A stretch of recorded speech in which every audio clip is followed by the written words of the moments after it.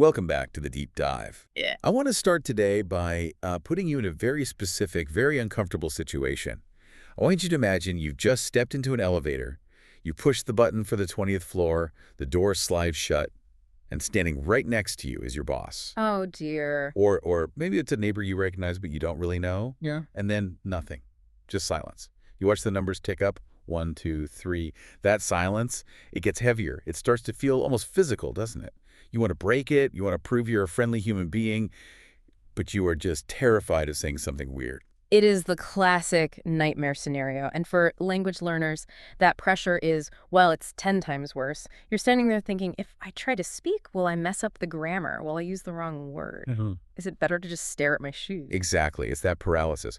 But here's the thing, and this is why we're doing this deep dive today. There is a cheat code for this. There's a universal safe zone. There is. If you're in an English-speaking environment, the UK, the US, Canada, Australia, there is one topic that is always safe, always polite, and requires absolutely zero personal vulnerability. We are talking about the weather. The sky. It is the ultimate neutral ground. If you can talk about the rain, you can talk to anyone. So today isn't just a vocabulary lesson. We're on a mission to cure that elevator awkwardness. We're going to master the art of weather small talk. We'll break down the grammar, sure, but more importantly, we're going to look at the social strategy behind it. But before we get into the how, we must set the ground rules for the why, because most people approach language learning the wrong way, especially in conversation. They approach it like a math test. They want to be perfect. Which is the fastest way to kill a conversation. Yeah. If I'm in that elevator and I'm taking 30 seconds to, conjugate a verb in my head, the moment is gone. It's gone. The doors have opened and my boss has walked out. Precisely. So, our philosophy for this deep dive is connection, not perfection. Your goal is not to impress the other person with your mastery of the present continuous tense. Your goal is to connect, to share a human moment. If they understand you, you win. And to help you do that, we are enforcing the 3-second rule. The 3-second rule is simple. When you see an opportunity to speak, or when I ask you a prompt during the session, you must speak within 3 seconds. Do not let your brain freeze. Do not overthink. Just get the words out. Okay, I'm ready. I've got my 3-second timer ticking in my head. Let's get into the mechanics of this. How do we actually start talking about the sky without sounding like a weatherman? We must start with the absolute foundation, the logic of the simple statement. Now, in many languages, if it's cold outside, you might just say cold or is cold. But English is a bit needy. English requires a subject. That's like the sentence can't stand up on its own without a little support structure. Exactly. We almost always start weather statements with it is. It is. 2 tiny words, but they do all the heavy lifting. Correct. It represents the weather, the sky, the general situation. Is connects it to the description. So the formula is it is plus adjective. That seems so simple. So if I step outside and I'm shivering, the adjective is cold. And the sentence is it is cold. Okay, let's get this into our muscle memory. We're going to do a repetition loop right now. This is where you, the listener, need to open your mouth. We aren't just listening today, we're training. I will say the phrase. I will leave a silence. You fill that silence. Speak clearly. It is cold. Go for it, say it. It is cold. Okay, let's flip the season. Imagine it's August. The sun is beating down on the pavement. You're sticky, you're sweating. The adjective is hot. Same formula. It is hot. Repeat. You've got 3 seconds, go. It is hot. Let's do one more, because this is the one you'll use the most if you're visiting London or Seattle. There is water falling from the sky. We use the progressive form here because it is happening right now. It is raining. Try that one. Watch the ing sound at the end. It is raining. Nice. It is raining. So, okay, we have this basic building block, but this is where I always get stuck. If I'm standing at a bus stop next to a stranger and I just turn to them and say, it is cold, and then I stop talking, that's still weird, isn't it? It is extremely weird. It sounds like a robot making an announcement. It is cold. The other person doesn't know what to do with that. Are you talking to yourself? Are you reporting news? So how do we turn that dry fact into an actual conversation? How do we open the door? We need to use a tool called a tag. This is the secret weapon of English small talk. You take that statement and you add a little tail to the end of it. The rule is, it's adjective, isn't it? Isn't it? Yes. Grammatically, it's a question tag, but socially, it's an invitation. You are essentially saying, I think this, do you agree with me? It builds a bridge. Oh, I see. So instead of me just declaring a fact, I'm inviting them to share the experience, like we're both cold together. Exactly. It creates a shared reality. And the tone is crucial here. Your voice should go up at the end. It's cool today, isn't it? That sounds so much warmer. It expects an answer. It almost demands a nod or a, yeah, freezing. It makes it socially rude for the other person not to answer you. You have successfully trapped them in a polite conversation. I love that, a polite trap. Okay, listener, this is a critical social skill. We need to practice the tag. I want you to focus on the melody of the sentence. Listen to me first. It's cold today, isn't it? Now you try. Be friendly. Imagine you're smiling at the person next to you. Go on. It's cold today, isn't it? Let's try it with the rain. That's a classic bonding moment, right? Misery loves company. It's raining, isn't it? Your turn. Try that. It's raining, isn't it? Perfect. That little isn't it is the difference between a weirdo talking to themselves and, a friendly neighbor. Now, we've covered what is happening right in front of us, but weather is also about survival. It's about planning. We need to talk about the future. Right. This is the practical side. Do I need a coat? Do I need an umbrella? This brings us to forecasts. And forecasts use special future words that can be a little confusing. The two words that cause the most trouble are will and might. They sound similar, but the level of certainty is completely different. Okay, let's unpack will first. If the app on my phone says it will rain, how sure is that? That is strong. That is a promise. Will indicates certainty.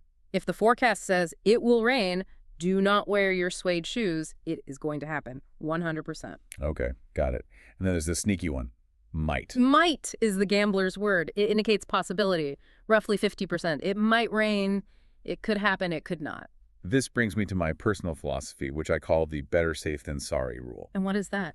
If I hear the word might, I act like it's a will. I'm taking the umbrella. I'd rather carry it and look a little silly than get soaked because I gambled on the 50%. That is very wise. And for you, listening, it is important to hear the difference so you can make that choice. Let's practice the distinction. We're going to train your ear and your mouth for certainty versus possibility. Okay, repetition loop time. Channel your inner weatherman. First, the certainty. Repeat after me. It will rain. Say it like it's a fact. It will rain. Now the maybe. The 50-50. It might rain. You can almost shrug your shoulders when you say it. It might rain. It might rain. So we've got the structure, we've got the it is formula, we've got the social tag to make friends, and we've got the future forecast words. Now, we are going to stop explaining. It is time for the drill. This is the part of the deep dive where we test your reflexes. This is where the 3-second rule matters most. I don't want you to pause the audio. I don't want you to look up a dictionary. I'm going to set the scene. I want you to close your eyes, unless you are driving, of course. Please do not close your eyes if you are driving. But use your imagination. I will describe a sound or a sensation. You have 3 seconds to say the correct English sentence. Are you ready? Take a deep breath. Let's go. Scenario 1. You step out of your front door.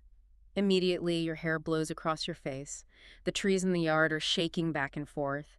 You hear a loud whoosh sound in your ears. It's pushing you back inside. What is the sentence? 3 seconds. 3, 2, 1. Did you say it? The answer is, it is windy. Let's lock that in. Repeat the correct answer. It is windy. Okay, moving to scenario 2, this is conversation mode. Yeah. You are standing under a shelter. I am standing next to you. You hear a steady rhythm on the roof. Drip, drop, splash. It's getting louder. The pavement is turning dark. You want to acknowledge this to me? Use the tag. Speak to me. 3 seconds. Go. Play this. The answer we were looking for. It is raining, isn't it? Did you remember the tag? Did you get that? Isn't it? That's the key. Let's practice that one again, just to be sure. Friendly intonation. It is raining, isn't it? One more time for good measure. It's raining, isn't it? Excellent. Now, scenario 3. Interpretation. You are watching the morning news. The map comes up on the screen. It's bright red. The number says 40 degrees Celsius. That is over 100 degrees Fahrenheit. Oof, that is brutal.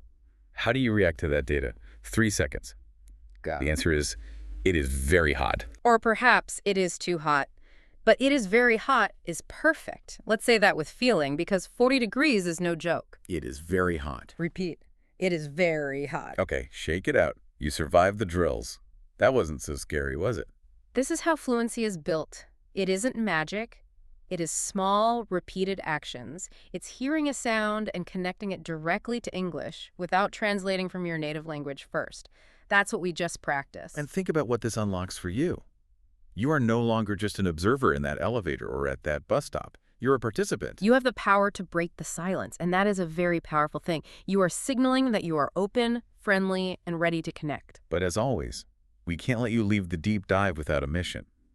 We believe in active learning. Listening to us is great, but using it in the real world is better. Your homework is non-negotiable, and it might feel a little terrifying, but I promise you can do it. What's the assignment? Next time you are outside or near a window with a colleague or buying a coffee, I want you to make one weather observation, just one sentence. It could be to a stranger, a friend, the barista, anyone. It's nice today, isn't it? Or it's cold, isn't it? Just toss it out there and see what happens. Worst case scenario, they nod and say, yeah. Best case, you start a conversation, you've made a connection. And before we go, I want to leave you with a final thought. We spend so much time obsessed with the weather. We check our apps, we watch the sky. It changes every day. It does. It's never static. And if we connect this to the bigger picture, it is quite like us. The weather changes, and so do human feelings. You are happy, then you are tired. You are sunny, then you are stormy. That is a beautiful way to think about it. Our internal weather is just as variable as the sky. Precisely. And that is actually the perfect setup for our next deep dive, because we've mastered the outside world. Now we have to master the inside world. Next time, we will be covering emotions, how to tell people how you feel inside, not just what is happening outside. I'm looking forward to that one. But for now, keep watching the clouds, keep practicing that, isn't it?